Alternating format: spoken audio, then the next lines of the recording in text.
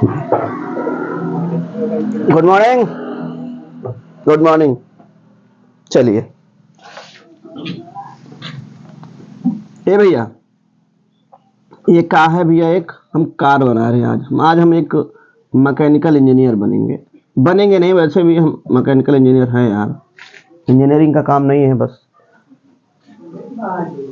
ये कार जा रही है। क्या है? एक कार जा रही है। एक बंदा है यहाँ पर, और ये कहाँ पर है? ये अर्थ पर है। ये इस कार को देख रहा है। ये जा रहा है ए एक्सीलरेशन से ये कार जा रही है, ये देख रहा है। तो जब ये देख रहा है तो जो देखता है वो ऑब्जर्व कर रहा है ना, तो वो बन जाता है ऑब्जर्वर। ऑब्जर्वर हो गया, मतलब प्रेक्षक हो गया। अब इसी ऑब्जर्वर को, यही बंदा अगर कार में बैठ गया तो ये भी तो ये अब देखो, ये बंदा है, कार को बाहर से भी देख सकता है और कार के अंदर बैठकर भी कार को देख सकता है?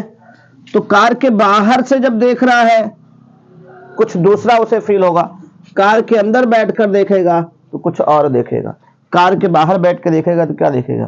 कार हमसे बहुत दूर जा रही है। और जब कार के अंदर बैठ जाएगा तो उसको लगेगा यार कार के साथ तो मैं भी जा रहा हूं। मतलब कार के सापेक्ष ये बंदा क्या रहेगा? विराम में। ना कार जा रही है और ना ये जा रहा है। लेकिन यहां से अगर देखेगा तो ये कार इसे गतिमान दिखेगी। तो भैया सब कुछ निर्भर करता है कि आप देख कहां से रहे हो। कहां से निर्भर करता है? सब कुछ इस संसार में, सब कुछ निर्भर करता है आप देख कहां से रहे हो। देखने की स्थिति निर्भर करती है। जैसे ये मैंने 6 बनाया है, मैं कह रहा हूं 6, ऊपर से कोई बंदा देखेगा तो वो कहेगा 9 है। तो सब कुछ निर्भर करता है देखने की स्थिति, आप देख कहां से रहे हो। ठीक। तो फिजिक्स में अगर आप लोगों को याद हो तो हमने जब एफवीडी बनाया था, तो एफवीडी बनाने के टाइम हमने एक बात आपसे कही थी कि हम जो भी ऑब्जेक्ट है, उस ऑब्जेक्ट पे जितने फोर्स लग रहे हैं, उन फोर्स को हम वहां से देखते हैं जहां से उसके अंदर बहुत कम या बहुत इजी तरीके से फोर्स लग रहे हो। Choose appropriate frame of reference. हमने बताया था कि एक ऐसा निर्देश तंत्र चुनते हैं जहां से उस पिंड पर, उस ऑब्जेक्ट पर लगने वाले फोर्स आसानी से कैलकुलेट किए जा सके। ठीक। तो हमने अभी एक शब्द बोला है frame of reference. Frame of reference वो चीज होती है जहां से हम किसी ऑब्जेक्ट को ऑब्जर्व करते हैं, बैठकर देखते हैं। ठीक। या जिसके रिस्पेक्ट में किसी की पोजीशन को डिफाइन किया जाता है। ठीक भैया, तो आज हम यही पढ़ेंगे। अपना आज का टॉपिक है निर्देश तंत्र, फ्रेम ऑफ रेफरेंस। हेडिंग पड़ेगी आज आपकी निर्देश तंत्र, फ्रेम ऑफ रेफरेंस। कुछ बात समझ में आ रही है? निर्देश तंत्र, फ्रेम ऑफ रेफरेंस। निर्देश तंत्र।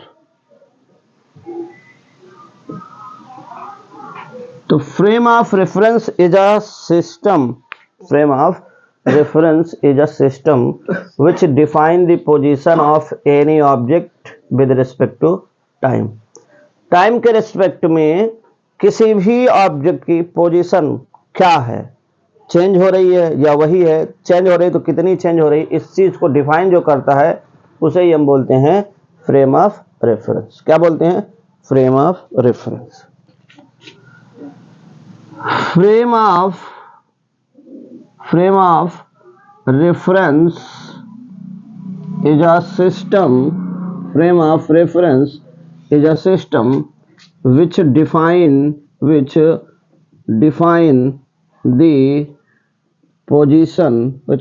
the position of any object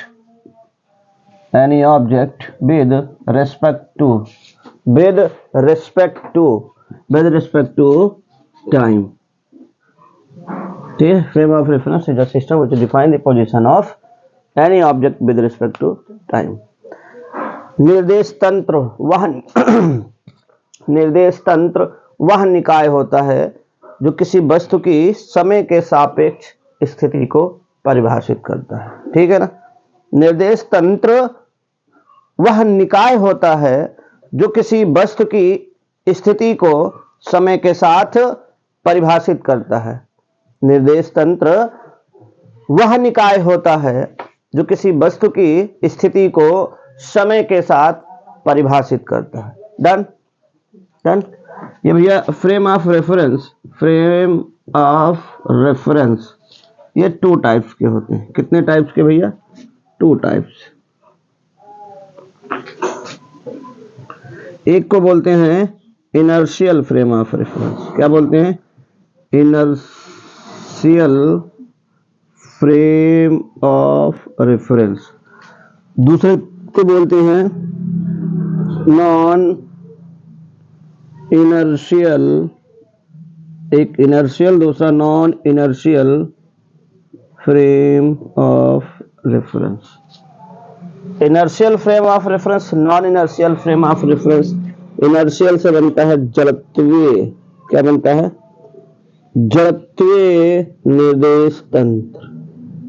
जड़त्वीय निर्देश तंत्र। इससे बनता है अजड़त्वीय निर्देश तंत्र। जड़त्वीय निर्देश तंत्र, अजड़त्वीय निर्देश तंत्र। भैया अभी हमने जब यहां बताया था कि फ्रेम ऑफ रेफरेंस होता है, तो फ्रेम ऑफ रेफरेंस में ऐसे हम लोग ज्यादातर 3 एक्सिस बना लेते हैं, एक्स वाई जेड, ओ को ओरिजिन मान लेते हैं। वैसे जो यहाँ पे हम लोग पढ़ रहे हैं, यहाँ पे क्या होगा, हम अर्थ को फ्रेम ऑफ रेफरेंस मान लेते हैं। क्या मान लेते हैं? अर्थ से हम किसी ऑब्जेक्ट को देखते हैं। जैसे बंदर पेड़ पे चढ़ रहा है तो, या ट्रेन जा रही है, ट्रेन के अंदर बैठ के हम फ्रेम ऑफ रेफरेंस बना लेते हैं, कहीं बना लेते हैं, और वहां पर हम अपना एक X Y Z position define कर लेते हैं। ठीक, मान लो हम यहीं अर्थ पे हैं, तो इधर को हमने एक्स बोल दिया, ये हमने वाई बोल दिया, और ये हमने जेड बोल दिया। यहीं पे फ्रेम ऑफ रेफरेंस डिफाइन हो गया अर्थ पे। वो आप फ्रेम ऑफ रेफरेंस अर्थ पे लो, कहीं भी लो, वहां पे 3 एक्सिस को डिफाइन करना होता है। 3 एक्सिस के हिसाब से आप काम करते हो। चाहे आप ट्रेन में जाओगे, चाहे जहां कहीं भी, आपको एक्स वाई जेड मानना पड़ेगा हर जगह। किसी भी फ्रेम ऑफ रेफरेंस में फ्रेम ऑफ रेफरेंस अपने हिसाब से मानना होता है। मान लो कि ये हमारा फ्रेम ऑफ रेफरेंस है, वहां आपको 3 एक्सिस डिफाइन करनी होंगी, एक्स वाई जेड। ठीक, वो अपने सुविधा अनुसार हम डिफाइन कर लेते हैं, किधर को एक्स ले लेते हैं, किधर को वाई, किधर को जेड। ठीक है ना भैया। तो यहाँ पे एक बात हाँ, यहाँ पे फिर आया फ्रेम ऑफ रेफरेंस, जड़त्वीय निर्देश तंत्र, अजड़त्वीय निर्देश तंत्र। भैया कुछ दिन पहले की बात है, एक दिन हम पढ़ रहे थे लॉज ऑफ मोशन। क्या पढ़ रहे थे? Laws of motion. और उसके पहले भी हमने पढ़ा था इक्वेशन ऑफ मोशन। क्या पढ़ा था? Equation of motion.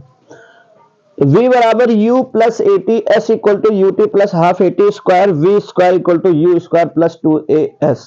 ये था इक्वेशन ऑफ मोशन। फिर लॉज ऑफ मोशन में क्या था कि ऑब्जेक्ट मोशन में है तो मोशन में रहेगा, रेस्ट पे रहे तो रेस्ट पे रहेगा, जब तक कि उस पर कोई एक्सटर्नल फोर्स ना लगाया जाए।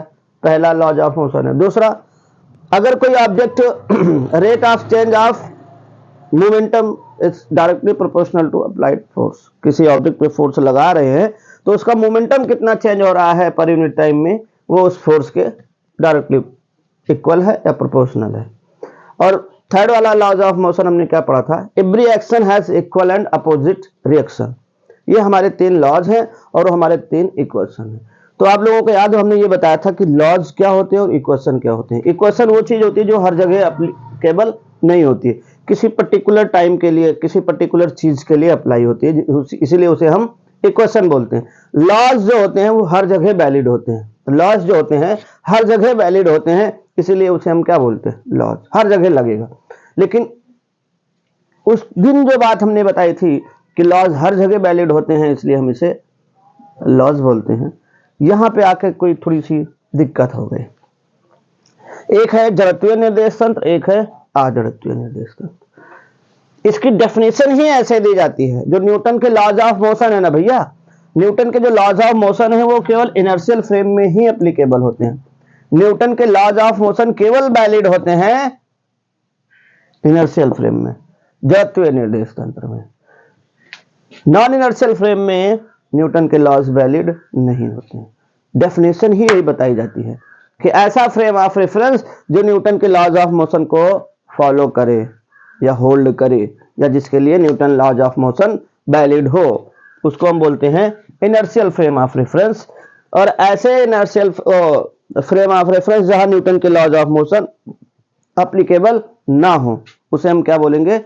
Non inertial. ठीक, मेरी इतनी बात समझ में आई है? चलो भैया,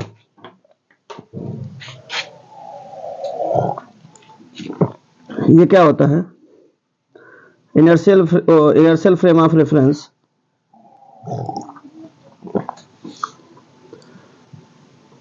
hold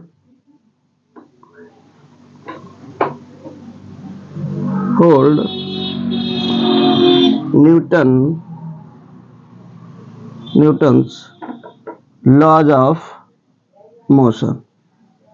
मैंने क्या लिखा? Hold Newton's laws of motion. Newton ऐसा निर्देश तंत्र, ऐसा निर्देश तंत्र जहां न्यूटन के नियम वैध हो, ऐसा निर्देश तंत्र जहां न्यूटन के नियम वैध हो। क्या हो भैया? वैध हो। ये क्या होता है? Newton's laws of motion, Newton's laws of motion valid नहीं होता है, यहां पे अप्लाई नहीं किया जाता है। जिस फ्रेम ऑफ रेफरेंस में न्यूटन्स के लॉज ऑफ मोशन वैलिड नहीं होते हैं, उसी को हम बोलते हैं नॉन इनर्शियल। या न्यूटन के नियम वैध नहीं होते हैं। ठीक भैया, ये तो रही बात कि कहां पे न्यूटन के नियम वैध होते हैं, कहां पर नहीं। बात ये थी कैसे हम जाने, और एक ये बात हो गई कि न्यूटन के नियम वहां लग रहे हैं कि नहीं लग रहे, लेकिन कुछ और भी तो आइडिया होगा जिससे पता चले कि इनर्शियल फ्रेम है वो नॉन इनर्शियल फ्रेम है। तो भैया कोई भी बॉडी जिसका एक्सीलरेशन, कोई भी ऑब्जेक्ट जिसका एक्सीलरेशन जीरो, जैसे कार है, कार का एक्सीलरेशन अगर जीरो है, तो हम कहेंगे वो क्या है? इनर्शियल फ्रेम है। और एक्सीलरेशन जीरो होने का मतलब मैंने दो बातें बताई हैं कि या तो किसी ऑब्जेक्ट का अगर एक्सीलरेशन जीरो है तो इसका मतलब वो रेस्ट पर भी हो सकता है, या तो रेस्ट हो सकता है, या तो उसके पास जो होगी v वो कांस्टेंट होगा। क्या होगा भैया? कांस्टेंट। जैसे 5 मीटर पर सेकंड से चल रहा है तो 5 मीटर पर सेकंड से ही तो चलेगा, तभी तो इनिशियल माइनस फाइनल माइनस प्रारंभिक, भैया अंतिम माइनस प्रारंभिक, 5 पहले है और 5 बाद में है, 5 माइनस 5 बटा टाइम जीरो ही होगा ना। एक्सीलरेशन जीरो होने का मतलब क्या होता है? या तो वो रेस्ट पर हो या तो वो गतिमान होगा, लेकिन कैसे? वेलोसिटी से, कांस्टेंट वेलोसिटी से। तो ऐसे फ्रेम ऑफ रेफरेंस को हम बोलते हैं इनर्शियल फ्रेम ऑफ रेफरेंस। या सीधी सी बात कहो तो एक्सीलरेटेड, ये क्या है? नॉन एक्सीलरेटेड है, इसके पास एक्सीलरेशन नहीं है। Non accelerated frame of reference is called inertial frame of reference. ठीक, इधर अजड़त्वीय में क्या होता है? जिसका एक्सीलरेशन जीरो ना हो। जैसे कार है, कार चली जा रही है, उसपे कभी 10 मीटर पर सेकंड से जाते हैं, कभी 15, कभी 20, उसकी स्पीड बढ़ रही है ना, वेलोसिटी, तो उसका एक्सीलरेशन भी होगा, मतलब जो क्या हो? मोशन में हो। एक्सीलरेशन जीरो नहीं, इसका मतलब वो मोशन में है। क्या है भैया? मोशन में है, उसको हम बोलते हैं non inertial frame of reference. जैसे ट्रेन है, ट्रेन जा रही है, ट्रक है जा रही है, उसका एक्सीलरेशन जीरो नहीं होगा और वो non inertial frame of reference होगा। ठीक है भैया, मेरी इतनी बात ओके।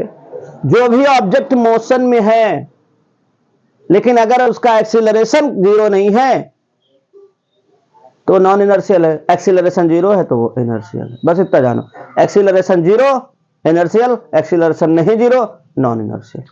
मेरी इतनी बात समझ में आई। पृथ्वी की बात आती है, बहुत इस पे चर्चा होती है कि पृथ्वी तो लगातार घूम रही होती है।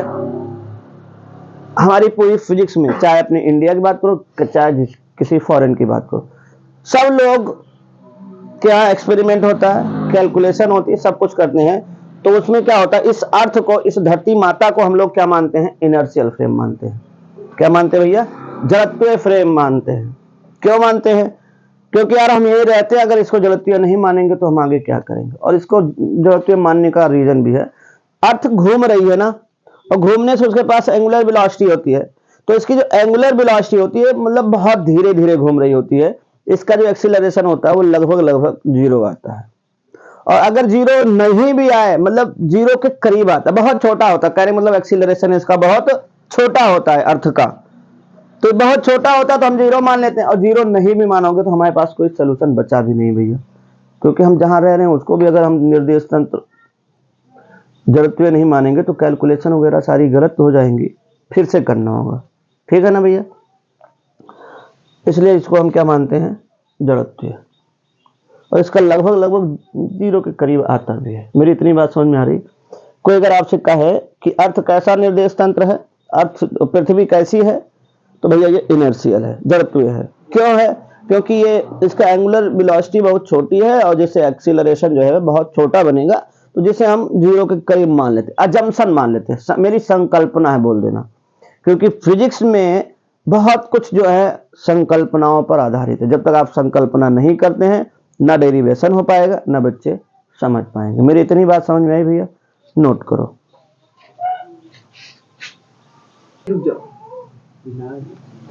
चलो भैया, हाँ, यहाँ पे हम बात कर रहे थे कि ये इनर्शियल है, ये नॉन इनर्शियल। यहाँ न्यूटन के लॉज ऑफ मोशन वैलिड हैं, यहाँ न्यूटन के लॉज ऑफ मोशन वैलिड नहीं है। ए भैया, तो जहां पर न्यूटन के लॉज ऑफ मोशन वैलिड नहीं है, तो लॉज है, लॉज को हर जगह वैलिड होना चाहिए। तो यहां पर भी वैलिड बनाया जाएगा, वैलिड कराया जाएगा, यहां पर भी वैध उसे कराया जाएगा। तो जैसे नॉन इनर्शियल फ्रेम में वैलिड कराने के लिए आपको कुछ करना पड़ेगा, तंत्र मंत्र की विद्या करनी पड़ेगी ना भैया। जैसे हमारी तबीयत खराब है, हम डॉक्टर के पास जाते हैं, तो इसकी भी कुछ ना कुछ उपाय करने पड़ेगा। तो यहां पर एक फोर्स आ जाता है, यहां पर एक फोर्स आएगा, और जिसे हम बोलते हैं सीडो फोर्स। क्या बोलते हैं, SIDO force. SIDO force, P silent होता है, सीडो फोर्स। सीडो फोर्स का मतलब होता है नकली बल। क्या होता है, नकली बल या छद्म बल। क्या बोलते हैं भैया, छद्म बल। छद्म बल मतलब होगा नहीं, लेकिन उसे माना जाएगा। नकली बल है, छद्म बल है, ये काल्पनिक बल होता है, इमेजिनरी टाइप से। ठीक, मेरी बात समझ में आई। यहां पर न्यूटन के लॉज ऑफ मोशन को वैलिड करने के लिए हमें एक बल जोड़ना पड़ता है, एक फोर्स जोड़ना पड़ता है, जिसे बोलते हैं स्यूडो फोर्स, नकली बल, छद्म बल। ठीक, तो अब अपना टॉपिक आया स्यूडो फोर्स। क्या पढ़ेंगे हम, स्यूडो फोर्स। अच्छा, जो स्यूडो फोर्स आता है वो केवल नॉन इनर्शियल फ्रेम के लिए होता है, इनर्शियल फ्रेम के लिए नहीं। ये स्यूडो फोर्स का कॉन्सेप्ट क्या है, अगर आप लोगों ने देखा हो ध्यान से, तो भैया क्या देखा होगा, ओ भैया एक वो देखा है क्या, कार चलती हुई, टार्जन देखा है, टार्जन मूवी। टार्जन मूवी में कार होती है, क्या होती है, कार होती है। ये एक कार है भैया, क्या है, एक कार है। कौन सी वाली कार बनी है, टार्जन वाली। टार्जन वाली कार में हनुमान जी लटके होते हैं, हनुमान जी लटके होते हैं ना भैया, यहां से ये हनुमान जी लटके होते हैं ना, ऐसे। और जब कार आगे जाती है, ऐसा आप लोगों ने फील किया होगा, तो ये हनुमान जी उड़ते हुए दिखते हैं। कार ना ले लो, छोटी सी कोई चमकीली या कुछ ऐसी चीज मान लो, लटका लो, और कार चल रही हो, कार के शीशे भी बंद हो, तब भी वो जो लटका हुआ चीज होता है वो पीछे की ओर चला आता है। ऐसा देखा होगा आप लोगों ने, और नहीं देखा तो अब जाना देखना। कार में बैठना, कोई चीज ऐसे कोई एक छोटा सा टुकड़ा बांध के ऐसे लटका देना ऊपर कार में, तो अभी कार खड़ी है तो ये ऐसे लटकेगा, लेकिन जैसे कार आगे बढ़ेगी तो ये पीछे की ओर आ जाता है। यही होता है स्यूडो फोर्स। स्यूडो फोर्स वहां पे अप्लाई करेंगे क्योंकि कार गतिमान है ना भैया, ठीक है ना, ठीक है ना। कैसे? इस चीज को यार टार्जन वाली से नहीं समझ पाए होगे, टार्जन वाली से नहीं समझ पाए होगे, थोड़ा सा और देखो। ए भैया,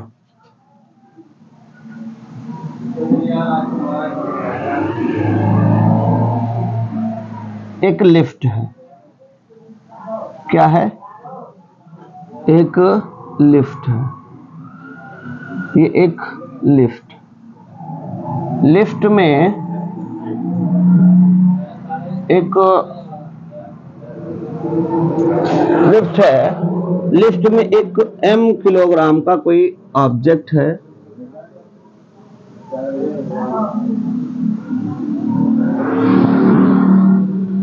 ये भी लिफ्ट वही है।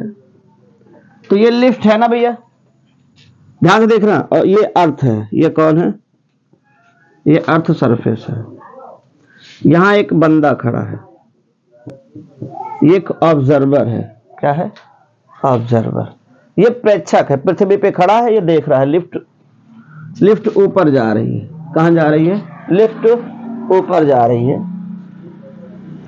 तो जब ऊपर जा रही है ए एक्सीलरेशन से, तो ध्यान से देखना भैया, इस पे एक इसका भार mg नीचे की ओर काम करेगा, इस पर एक टेंशन रहेगा ना, रहेगा ना भैया।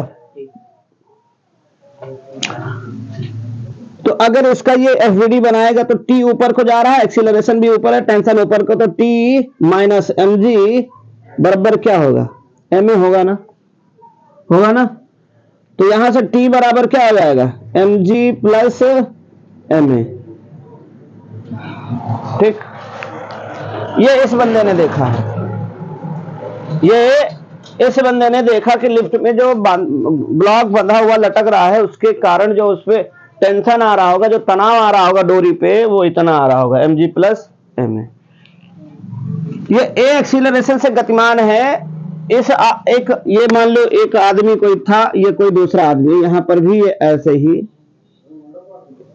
m द्रव्यमान है। इस बंदे को लिफ्ट में ही लाके हमने बैठा दिया।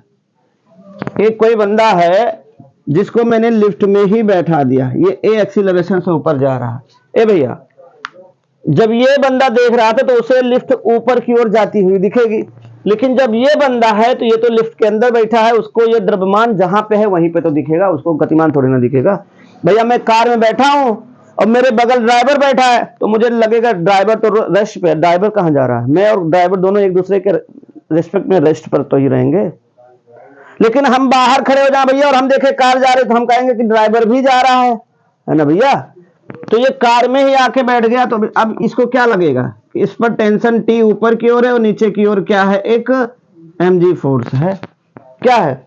mg फोर्स है। तो ये अब इसका अगर FVD बनाएगा तो क्या बनाएगा कि यार ये तो रुका हुआ है, द्रव्यमान मास रुका हुआ है, तो ऊपर जो टेंशन लग रहा होगा वो mg के कारण ही लग रहा होगा भैया। लिफ्ट वही डोरी वही मास, लिफ्ट वही डोरी वही मास, वही एक्सीलरेशन। देखने वाले का नजरिया बदल रहा है। कैसे बदला है? एक बंदा अर्थ से देख रहा है, एक लिफ्ट से देख रहा है। अर्थ से देख रहा है एक बंदा, अर्थ से देख रहा है एक बंदा, लिफ्ट से देख रहा है। लिफ्ट ए एक्सीलरेशन से ऊपर जा रही है, अर्थ क्या है? इनर्शियल फ्रेम ऑफ रेफरेंस है। क्या है भैया? Inertial frame of reference. वही बात है, 6 को मैं देखूं तो मेरे लिए 6 को तुम लोग उधर से देखो तो 9 है भैया। ये जो अर्थ से देख रहा है, जो इनर्शियल फ्रेम ऑफ रेफरेंस से देख रहा है, उसने कहा T बराबर mg प्लस ma है, इतना टेंशन है, और ये कह रहा है T बराबर mg है। ये ए एक्सीलरेशन से गतिमान है, तो ये जो लिफ्ट है ना भैया, ये जो लिफ्ट है ये कैसा है, ये एक्सीलरेशन है, तो ये क्या है, नॉन इनर्शियल, ये क्या भैया, non inertial frame of reference है। ये क्या है, non inertial frame of reference, ये इनर्शियल फ्रेम ऑफ रेफरेंस। यक्के डोरी, यक्के लिफ्ट, यक्के मास, टेंशन इसने कहा T बराबर mg प्लस में, इसने कहा T बराबर mg। किसका टेंशन सही, किसका टेंशन सही, दोनों लोग भैया टेंशन बता रहे हैं ना। मान लो ये अमित है और ये पंकज है, लिख दूं, दोनों भाइयों में लड़ाई होगी। अमित कह रहा है T बराबर mg प्लस में, पंकज कह रहा है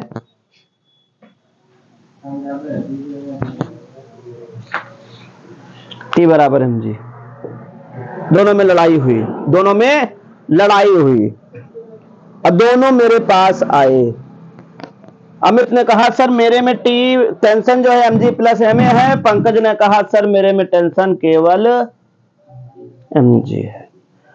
बताओ मैं सही या मैं सही। मैंने कहा भैया तुम भी सही, तुम भी सही। भैया दोनों अपने हिसाब से सही हो ना। तुम्हें क्या दिख रहा है कि टेंशन ऊपर को है, मास नीचे लटक रहा है, तो mg नीचे को होगा बस। ये इसके रिस्पेक्ट में तो ये बिल्कुल रेस्ट पे ही है ना। हमने कहा तुम भी सही और तुम भी सही, पंकज भी सही, अमित भी सही, तो गलत कौन, गलत इनका नजरिया, गलत इनका। तभी तो कहते हैं क्या बोल लो भैया, नजर ना बदलो, नजरिया बदलो। किसी भी चीज को देखने का नजरिया बदलो। कोई चीज किसी के लिए गलत हो सकती है, कोई चीज किसी के लिए सही हो सकती है। इस अर्थ पे, इस संसार में, इस पृथ्वी पे अगर आप कहो तो मेरे लिए तो भैया सब सही है, क्योंकि भैया कोई चीज हमारे लिए सही हो सकती है, कोई चीज हमारे लिए गलत हो सकती है, वो नजरिया के ऊपर है। तुम कहोगे सर मैं बिटिया से बात करता हूँ, चैट करता हूँ, वो अच्छा है, तुम्हारे नजरिए से सही है, मेरे नजरिए से गलत है, क्योंकि तुम्हें पढ़ना चाहिए ना। मेरे नजरिए से तो गलत है ना, लेकिन तुम्हारे नजरिए से सही है। तो बात नजरिए की है। वही बात अमित के नजरिए से ये सही है, पंकज के नजरिए से ये सही है, लेकिन ये दोनों को चेक करना है किसके नजरिए से, न्यूटन और फिजिक्स के नजरिए से। किस नजरिए से, फिजिक्स के नजरिए से। जो फिजिक्स के नजरिए से चेक करने गए हम, तो अमित सही है, ये सही है, ये क्या है, सही है। किसके नजरिए से, फिजिक्स के नजरिए से। और ये फिजिक्स के नजरिए से ये क्या है, गलत है। फिजिक्स के नजरिए से अमित सही है, फिजिक्स के नजरिए से पंकज गलत है। क्यों गलत है, क्यों गलत है भैया, बात आई क्यों गलत है। तो अभी कुछ देर पहले हम लोगों ने ये पढ़ा था कि इनर्शियल फ्रेम ऑफ रेफरेंस में न्यूटन के लॉज वैलिड है। तो इसने जो भी करा है कि एक्सीलरेशन ऊपर है तो ये वो सब होगा, ये न्यूटन का नियम उसने लगा दिया जड़त्वीय निर्देश तंत्र में। और जड़त्वीय निर्देश तंत्र में न्यूटन के लॉज ऑफ मोशन के जितने भी लॉज है सब वैलिड है। ये नॉन इनर्शियल है, नॉन इनर्शियल में न्यूटन के लॉज ऑफ मोशन वैलिड नहीं है। यहां पर न्यूटन के लॉज ऑफ मोशन वैलिड नहीं है, इसलिए ये गलत है। तो हम लोगों ने क्या कहा है, हमें क्या पढ़ना है, स्यूडो फोर्स पढ़ना। हमें क्या पढ़ना भैया, स्यूडो फोर्स पढ़ना है। और स्यूडो फोर्स क्या काम करता है, स्यूडो फोर्स क्या करता है, नॉन इनर्शियल फ्रेम को ही इनर्शियल फ्रेम बनाने का जैसा काम करेगा। मतलब यहां पर स्यूडो फोर्स आता है, नकली फोर्स आता है।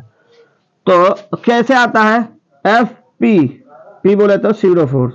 ये जो होता है माइनस होता है और माइनस एम ए होता है। क्या होता है, माइनस होता है। इसका मतलब ऑब्जेक्ट जिस भी डायरेक्शन में जा रहा है उसके अपोजिट एक हम फोर्स लगाएंगे।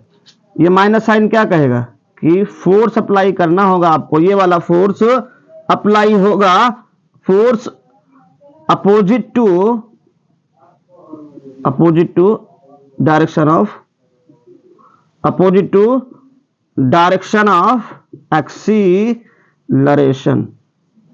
जो भी एक्सीलरेशन में ऑब्जेक्ट जा रहा होगा उसके अपोजिट एक हम फोर्स लगाएंगे।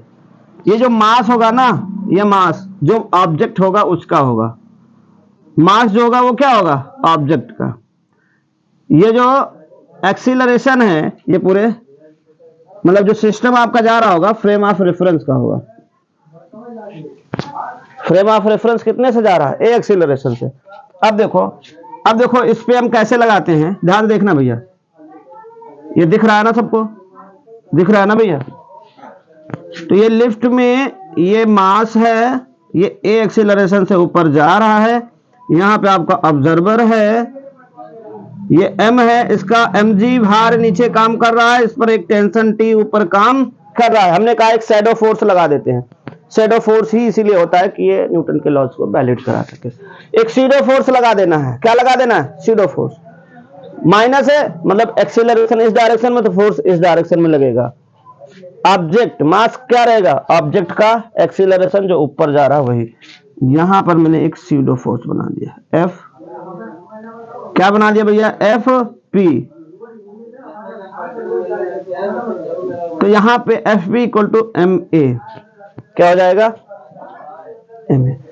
एक्सीलरेशन इस डायरेक्शन में है ना, इसीलिए मैंने इसको नीचे बनाया है माइनस डायरेक्शन के लिए। अब मैंने डायरेक्शन बना दिया तो माइनस नहीं लगा रहा हूं, डायरेक्शन नहीं बनाऊंगा तो माइनस लगाऊंगा। मेरी बात समझ में आ रही ना? अरे भैया अगर केवल लिखना है तो एक्सीलरेशन ऊपर को जा रहा है, ये फोर्स नीचे को आएगा, एफ बराबर माइनस एम में लिखेंगे। लेकिन जब हम उसे बना ही रहे हैं तो माइनस ना लगा के हम उसको डायरेक्शन बना दे रहे हैं। अब जब ये बंदा देखेगा तो इसे लगेगा यार मास तो जा नहीं रहा ना, नहीं जा रहा ना, तो मतलब अरे यार मिट रो बंदा मिट रो है।